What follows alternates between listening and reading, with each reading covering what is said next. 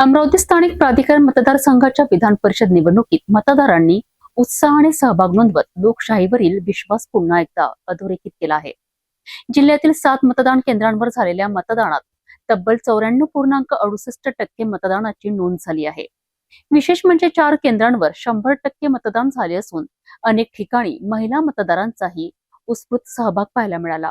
अमरावती स्थानिक स्वराज्य संस्था मतदारसंघाच्या विधान परिषद निवडणुकीकरिता गुरुवारी मतदान प्रक्रिया पार पडली। जिल्ह्यातील एकूण 451 मतदारांपैकी 427 मतदारांनी मतदानाचा हक्क बजावत 94.68% मतदानाची नोंद केली आहे। जिल्ह्यातील 7 मतदान केंद्रांपैकी धारणी, अचलपूर, मोर्शी आणि चांदूर रेल्वे या 4 मतदान केंद्रांवर 100% मतदान झालेत, तर तिवसा भातकुली केंद्रांवर सर्वात कमी 68.42% मतदानाची नोंद झाली आहे। सकाळी 10 वाजेपर्यंत मतदानाची टक्केवारी 6.87% होती। दुपारी 12 वाजेपर्यंत ती 45.1% पोहोचली। दुपारी 2 वाजता 87.80% मतदान पूर्ण झालेत, तर सायंकाळी अंतिम आकडा 94.68% पोहोचला। या निवडणुकीत काँग्रेस पक्षाने आपल्या नगरसेवकांना मतदानापासून दूर राहण्याचे निर्देश दिले होते। मात्र अमरावती महानगरपालिकेतील काँग्रेसचे 6 नगरसेवक आणि वंचित बहुजन आघाडीचा काँग्रेस समर्थक 1 नगरसेवक अशा 7 जणांनी मतदान केल्याची माहिती समोर आली आहे। धीरज हिवसे, विक्की वानखेडे, लुबना तन्वीर, जयश्री जठाळे, प्रशांत महल्ले, अफसर शाह आणि भल्ला यांनी मतदान केल्याने राजकीय वर्तुळात बंडखोरीच्या चर्चांना उधाण आले आहे। दरम्यान जिल्ह्यातील 24 मतदारांनी मतदान प्रक्रियेत सहभाग घेतला नाही। दर्यापूर येथे 1, तिवसा येथे 12 आणि अमरावती मतदान केंद्रांवर 11 नगरसेवक अनुपस्थित राहिलेत। राष्ट्रवादी काँग्रेसचे नगरसेवक शेख जफर शेख जब्बार हे गंभीर आजाराने त्रस्त असतानाही मतदानासाठी केंद्रांवर पोहोचले। त्यांच्या मतदानानंतर आमदार संजय खोडके, आमदार सुलभा खोडके आणि यश खोडके यांनी मतदान केंद्र सोडलेत, तर काँग्रेसचे नगरसेवक विक्की वानखेडे आणि प्रशांत महल्ले यांनी प्रसार माध्यमे आणि राजकीय कार्यकर्त्यांचे लक्ष टाळत मतदान करून तत्काळ मतदान केंद्रातून बाहेर पडल्याची चर्चा देखील रंगली आहे। तसं पाहिलं तर या निवडणुकीत आजचं जे चित्र आहे तर मतदानाची आवश्यकताही नाही आहे खरं पाहता तर, कारण चित्र स्पष्ट झालेलं आहे। आणि प्रशासनाच्या वतीने आता तुम्ही प्रश्न विचारला तर एक खूप मोठी विसंगती पाहायला मिळाली आहे की यांनी ज्या ओळखपत्राला ऑफिशियल केलेलं आहे ते महापालिकेने अलॉट केलेलं एक साधं ओळखपत्र आहे। याच्यामध्ये शिक्का नाही, नंबर नाही, काही नाही, हे कोणीही ओळखपत्र प्रिंट करू शकते। त्याच्या व्यतिरिक्त आधार कार्ड जे आहे ज्याला युनिव्हर्सल नंबर दिलेला आहे त्याच्यावर बाकी स्कॅनिंग वगैरे करण्यासाठी, बाकी सगळ्या ओळख पटवण्यासाठी त्याच्यामध्ये खूप मोठी खात्रीलायक विषय आहे, त्याला अलाउ केला नाही आहे। या टपरट कार्डाला अलाउ केला आहे। हे थोडी मोठी विसंगती लक्षात आली आहे, कृपया तुम्ही याला अधोरेखित करावं। मतदानाच्या काही वेळ आधी काँग्रेसने एक व्हीप काढला की मतदान करून काँग्रेसचं नाही। तुम्हाला काय वाटतं? तुम्हाला खरंच वाटते का असं होणार आहे म्हणून? यांना आज निवडणुकीचा निकाल स्पष्ट असल्यामुळे कदाचित हा विषय असू शकतो, पण शेवटी तेही आमचे मित्रच आहे सगळे, कोणाबद्दल काय बोला। खरं तर याची त्यांच्या पक्षाची धोरण आहे, त्याच्याबद्दल काय विशेष टिप्पणी आपण करू शकत नाही। काँग्रेसचे 4 नगरसेवकांनी मतदान केलं, असं असताना 4 लोकांनी त्यांना त्यांच्या पक्षश्रेष्ठींना विचारायला पाहिजे ही निवडणूक कशा पद्धतीची आहे। एक ओपन सिक्रेट आहे, त्याच्यामुळं ना बोललेलं बरं।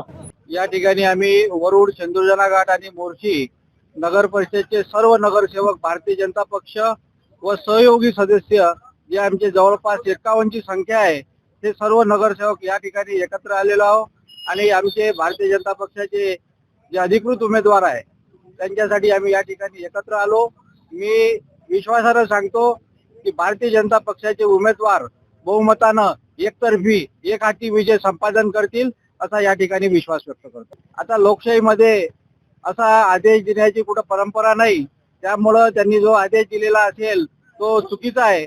काँग्रेसचे सुद्धा नगरसेवक हे भारतीय जनता पक्षाचे उमेदवार कोटे साहेब यांना मतदान करतील असा मला विश्वास आहे। एवढंच की या विधान परिषदेच्या निवडणुकीत दरवर्षी 6 वर्षांच्या नंतर विधान परिषदेची निवडणूक होत असते। हे विधान परिषदचं उमेदवार म्हणून आमचं प्रतिनिधित्व करते. त्याकरिता आम्ही आमचा हक्क आम्ही बजावलेला आहे, आम्ही मतदान केलेलं आहे. बस उमेदवारापासून जो कोणी उमेदवार निवडून येईल आम्ही एवढीच अपेक्षा करतो की आमच्या नगरपालिके क्षेत्रात मोर्शी शहरात भरघोस मतांनी आम्हाला मदत करा. म्हणजे एवढं सांगू. मान्य उपमुख्यमंत्री एकनाथजी शिंदे साहेब यांचं नेतृत्व हे अतिशय चांगलं आणि पूर्ण महाराष्ट्रातल्या जनतेना याचा चांगला अनुभव आहे. त्यामुळं हे जे आमचे खासदार आता आमच्या सोबत येणार आहे ते खरंच एकनाथजी शिंदे साहेबांच्या नेतृत्वावर विश्वास ठेवून ते आमच्या सामील होणार आहे.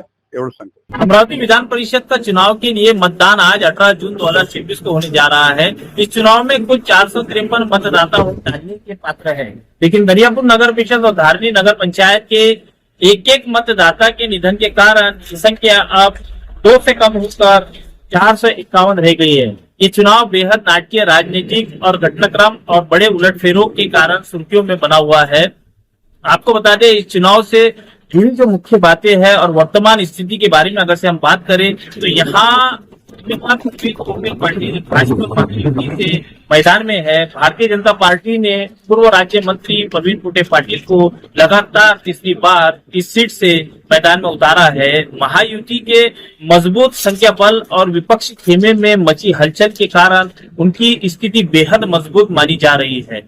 वही बात करें कांग्रेस की तो हर्षजीत देशमुख महाविकास आघाड़ी के ओर से कांग्रेस ने इन्हें उम्मीदवार बनाया था, लेकिन हर्षजीत देशमुख ने नामांकन प्रक्रिया के तुरंत बाद एक तरह से मैदान ही छोड़ दिया। कांग्रेस उम्मीदवार का नॉट रीचेबल होना और बीमारी को लेकर ऐन चुनाव के समय अस्पताल में भर्ती होना, चुनाव प्रचार के बीच अचानक दिनों के लिए पार्टी के जो नेतृत्व के संपर्क में रहना चाहिए था वो संपर्क से बाहर रहे। किडनी स्टोन की शिकायत के कारण नागपुर के एक निजी अस्पताल में भी भर्ती हो जाने के कारण कांग्रेस के भीतर ही अब आरोप लग रहे हैं कि उनके उम्मीदवार जो उनके प्रतिद्वंदी है पार्टी द्वारा मैनेज हो चुके हैं और उन्होंने चुनावी दौर से व्यवहारिक रूप से दूरी बना ली है। ऐसे भी आरोप प्रत्यारोप लग रहे हैं। कांग्रेस के कई स्थानीय नेता और मतदाता पार्टी के इस फैसले से नाराज है और वो अंतरात्मा की आवाज पर मतदान करने वाले हैं या वंचित के उम्मीदवार नीलेश विश्वकर्मा को समर्थन देंगे, ये देखने जैसी बात होगी। अब शंका जताई जा रही है कि क्रॉस वोटिंग भी हो सकता है।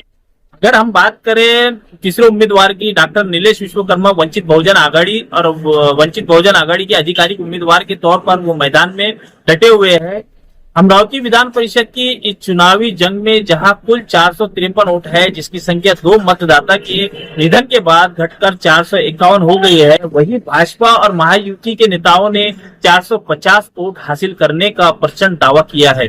कांग्रेस और महाविकास आघाड़ी के लिए अब ये साख बचाने की लड़ाई बन चुकी है, क्योंकि उनके अपने ही जनप्रतिनिधियों और वोट बैंक के बिखरने की गंभीर आशंका जताई जा रही है। हालांकि इस चुनाव में शिवसेना शिंदे गुट के पूर्व विधायक विप्लव बाजोरिया ने आखिरी समय में निर्दलीय के रूप में पर्चा दाखिल किया था, लेकिन कांग्रेस की लिखित शिकायत पर उनके हलफनामे में कमियां पाए जाने के बाद जिलाधिकारी ने उनका नामांकन खारिज कर दिया, जिससे महायुति के भीतर आंतरिक तनाव समाप्त हो गया और प्रवीण पोटे की राह आसान हो गई।